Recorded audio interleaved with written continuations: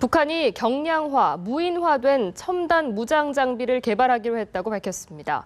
한편 김정은 제1위원장의 여동생인 김여정의 남편의 정체에 대해서 새로운 추측이 제기됐는데요. 한 주간의 북한 소식 연합뉴스TV 문관현 외교안보 기자와 함께 짚어보겠습니다. 안녕하십니까? 네, 안녕하십니까? 네. 북한이 첨단 무장 장비를 개발하겠다 이렇게 결정을 했는데 이게 뭘 뜻하는 거라고 보면 되나요? 네, 일단은 김정은 제1위원장이 신년사를 통해서 최첨단 무장 장비를 개발하고 또 완성하라 이렇게 지시를 했습니다. 그렇기 때문에 이제 어제 우리 국내 언론에서는 공개가 됐던 게 노동당 중앙위원회 그리고 중앙군사위원회에서 공동 구호를 또 발표를 했는데요. 역시 이 공동 구호에도 이 최첨단 무장 장비 개발에 대한 내용이 언급이 돼 있습니다. 오늘 다시 이제 조선중앙통신이 보도를 했는데요.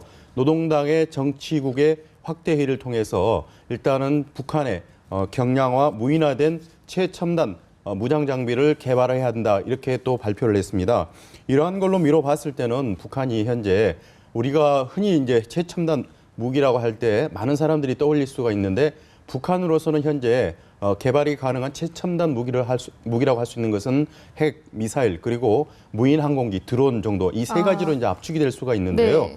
이 핵 같은 경우에는 지금 논란이 있지만 북한은 현재 소형화에 거의 상당 수준에 이르렀다. 또는 이제 미국에서는 소형화에 성공했다. 이런 평가도 계속 나오고 있는 단계입니다. 미사일 역시 이제 5차례 그동안에 북한에서는 이제 장거리 미사일을 발사를 했는데요.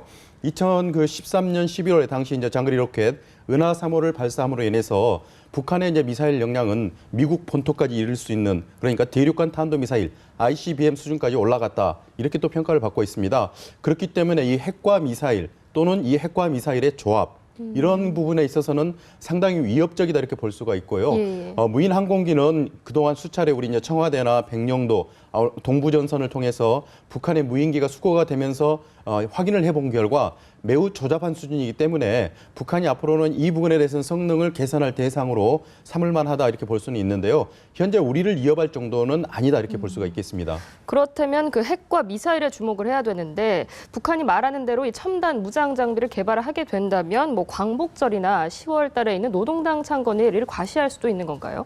네, 북한이 이러한 신무기를 개발했을 때 공개하는 방식은 여러 가지가 있는데요. 가장 대표적인 방식은 이제 퍼레이드를 통해서 네네. 공개를 하는 방식입니다. 예를 들자면은 2012년도 그러니까 김일성 주석의 100번째 생일을 기념해서 김일성 광장에서 군사 퍼레이드를 했었는데요. 우리가 굉장히 위협적이라고 할 수 있는 사거리가 8,000km에 달하는 KN-58 이 무기를 공개를 했습니다. 하지만 사용을 하지는 않았고요. 시험 발사도 하지는 않았습니다. 2013년 같으면은 이제 정전협정 체결 이제 50주년이 되는데요. 7월 27일 날 그러니까 전승절을 맞이해서 또 김일성 광장에서 퍼레이드를 했었는데 북한이 보유하고 있는 모든 그때 무기들이 한꺼번에 이제 공개가 됐습니다. 이를 통해서 이제 텔레비전 생중계까지 통해서 북한에서는 이처럼 공개를 하고 있는데 지금 북한에서 조선중앙통신을 통해서 발표를 한 것을 보면은 아무래도 이제는 광복 70주년 그리고 노동당 창건 70주년을 기념해서 경축하기 위해서 일단은 행사를 준비한다 이렇게 얘기를 하고 있기 때문에 광복절 또는 노동당 창건일인 10월 10일 날 김일성 광장에서 이러한 신무기, 최첨단 무장 장비를 공개할 가능성이 있다 이렇게 볼 수가 있겠습니다. 그러니까 현재 소형화 단계가 최종적으로는 논란이 정리가 되지 않았는데 소형화에 성공한 이 핵탄두를 탑재한 장거리 미사일, 대륙간 탄도 미사일을 모든 그 사람들 앞에 공개를 하지 않을까 이렇게 볼 수도 있고 또 다른 방식은 이 핵무기를 그러니까 이제는 제4차 핵실험을 할 수도 있고 또는 장거리 로켓, 미사일을 또 발사도 할 수 있고 그러한 방식은 북한이 어떠한 선택하느냐 여부는 결국은 이제 북한이 효과적인 정치적인 선전 효과를 노리고 그에 따른 선택을 하는 데 달려있다 볼 수 있겠습니다. 북한이 올해가 광복 70주년, 노동당 창당 70주년이라는 그 의미에 대해서 중요하게 부각을 하려고 하고 있는 것 같은데 앞서서 언급해 주셨듯이 공동 구호도 발표를 했거든요. 어떤 내용들이 담겨 있었나요? 네, 지금 노동당으로 이제 모든 권력의 추가 옮겨갔는데요. 노동당에서도 가장 핵심적인 기관이라고 하면은 노동당 중앙위원회 아니면 노동당 중앙군사위원회가 있습니다. 이 두 기관이 가장 북한을 이제는 이끌어가는 핵심 축, 그러니까 양대 축이라 이렇게 할 수가 있는데 노동당 중앙위원회와 노동당 중앙군사위원회가 공동으로 올해 노동당 창당 70주년을 기념할 수 있는 여러 가지 공동 구호를 발표를 했는데 네네. 놀랍게도 그 수가 310여 가지가 됩니다. 예. 엄청 많은데요.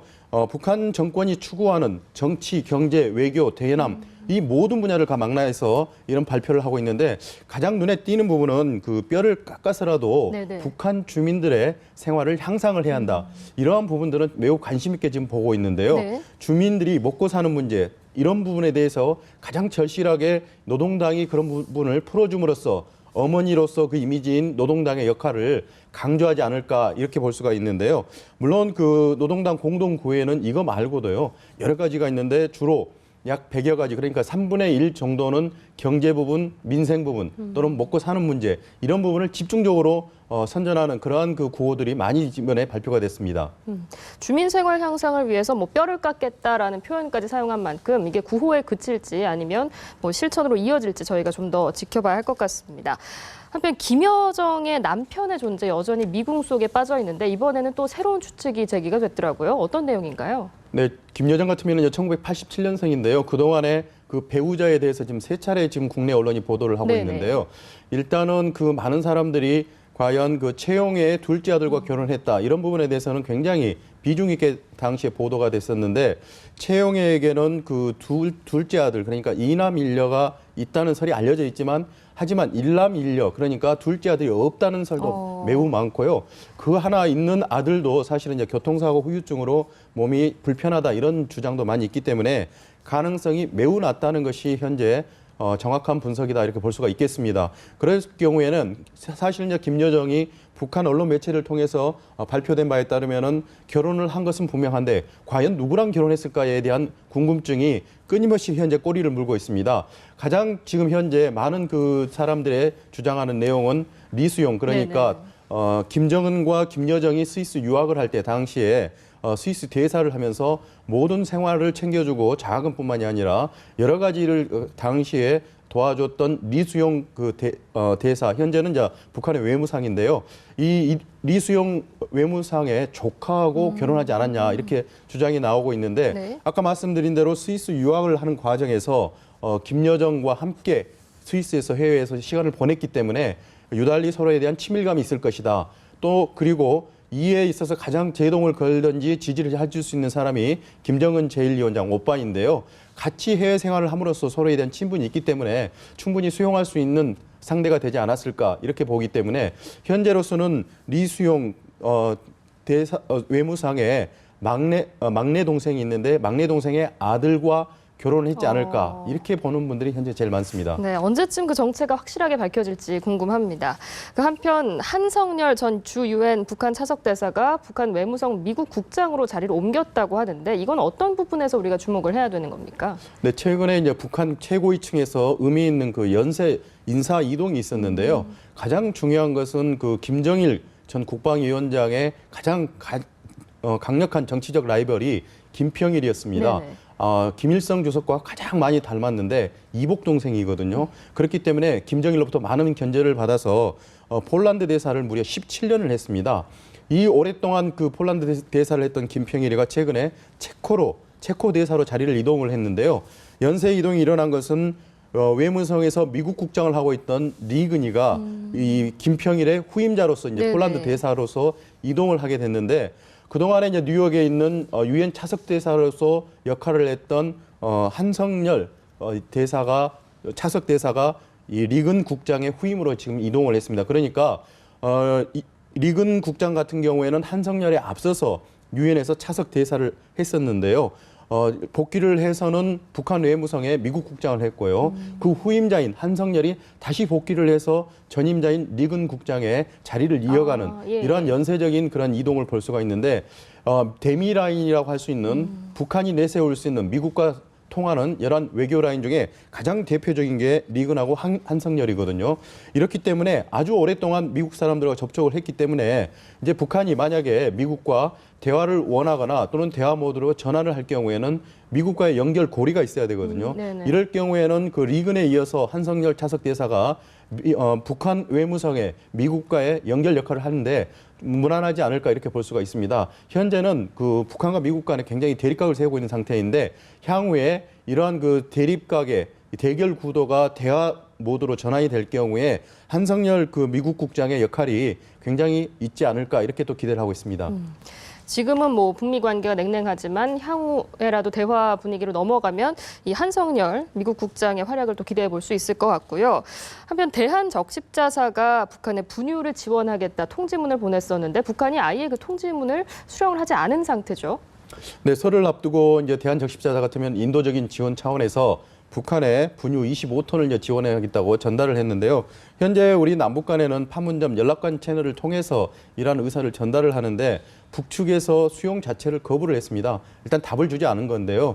여러 가지 채널로 봐서는 그 나중에 이제 들리는 얘기로는 북한에서 현재 남한 정부 또는 이제 그 적십자로부터 지원을 받을 수 없다 이런 취지의 입장을 따로 전달을 했다 이렇게 알 수가 있는데 예. 현재 그 남북 간에 굉장히 그 정부 간에 당국 간에는 굉장히 서로가 불편한 관계를 유지하고 있는 상태에서 적십자에서 주는 지원을 덥석 물기에는 북한으로서도 현재 불편한 관계입니다. 그렇기 때문에 적십자가 주는 인도적인 지원 차원의 물품 지원은 충분히 수용할 수는 있지만 이번에 현재 북한 정부 차원에서 당국 차원에서는 이러한 그 적십자의 지원을 일단 보류한 것이 아닌가 이렇게 현재 보고는 있습니다. 당국 간 분위기가 안 좋기 때문에 좀 지원을 받기가 곤란하다 이렇게 볼 수 있을 것 같고요. 한편 북한이 지난 9일부터 HD 고화질로 완전 전환을 했더라고요. 저도 실제로 보니까 화질이 많이 좋아졌던데 특별히 이날을 선택한 의도가 있을까요? 네, 지금 그 1월 8일이 김정은 제1위원장의 생일인데요. 1월 8일을 좀 즈음했다 이렇게 볼 수가 있는데 1월 9일부터 북한에서 나오는 라디오 방송이 수신이 안 됐습니다. 그렇기 때문에 북한 뉴스를 전담하고 있는 연합뉴스 북한부에서는 상당히 당시에 업무적인 혼란이 왔던 이유는 뭐냐면은 북한에서 보내고 있는 시그널이 전부 잡히지가 않았습니다. 이전에는 아날로그 방식 그러니까 표준 방식 SD 화면에 또는 음질이 잡혔었는데요. 이 음질이 잡히지 않아서 소동이 벌어졌는데 알고 봤더니 북한에서 1월 9일부터 SD와 HD 화면을 동시에 보냈습니다. 라디오 방송뿐만이 아니라 중앙방송 또는 중앙텔레비전 위성 방송을 통해서 북한에서 보내온 그 모든 이런 것들이 HD 방송으로 전환이 됐습니다. 우리나라 같은 경우는 2013년도부터 이제 디지털 전환이 됐는데요. 우리보다는 약 2년 정도 늦다고는 볼 수 있는데 하지만 북한의 경제력이나 여러 가지 방송 환경으로 봐서는 북한이 현재 HD 방송으로 들어간 것은 상당히 굉장한 투자라 이렇게 볼 수가 있고 북한 정권이 굉장히 역점적으로 지금 추진하고 있는 사업이다 이렇게 결론을 내릴 수가 있는데 왜 그런지에 대해서는 많은 사람들 해석이 지금 나오고 있습니다. 특히 그 해외 유학을 하고 많은 그 방송적인 감각이 있는 지도자인 김정은 제1위원장 같은 경우에는 주민들의 통치 스타일로서 정권의 선전선동 기구로서 방송에 대한 비중을 의미를 많이 부여를 하고 있습니다. 그렇기 때문에 기존의 SD로서는 국제적인 수준에 좀 떨어진다 이렇게 판단을 했고 이에 대해서 2012년도 그러니까 김정은 집권 1년차 때 당시에 중국의 CCTV로부터 관련 장비를 모두 다 받아서 그 시점을 김정은의 생일로 잡은 것 같습니다. 그렇기 때문에 현재는 북한에서 내보내는 방송이 모두가 HD로 수신이 되고 있고 북한 정권은 이런 HD 방송을 통해서 주민들을 보다 더 이제 안방으로 끌어들이고 또는 그 안방으로 끌어들임으로 인해서 북한의 정권의 체제적인 선전 활동을 더더욱 강화해서 김정은 유일 체제를 더더욱 공고히 할 걸로 현재 우리가 추측할 수가 있겠습니다. 이렇게 HD로 전환된 만큼 또 콘텐츠에는 어떤 변화가 생길지 이 부분도 좀 주목해서 봐야 할 것 같다라는 생각이 듭니다. 지금까지 이번 한 주간의 북한 소식 정리해봤습니다. 연합뉴스TV 문관현 외교안보 전문 기자였습니다. 고맙습니다.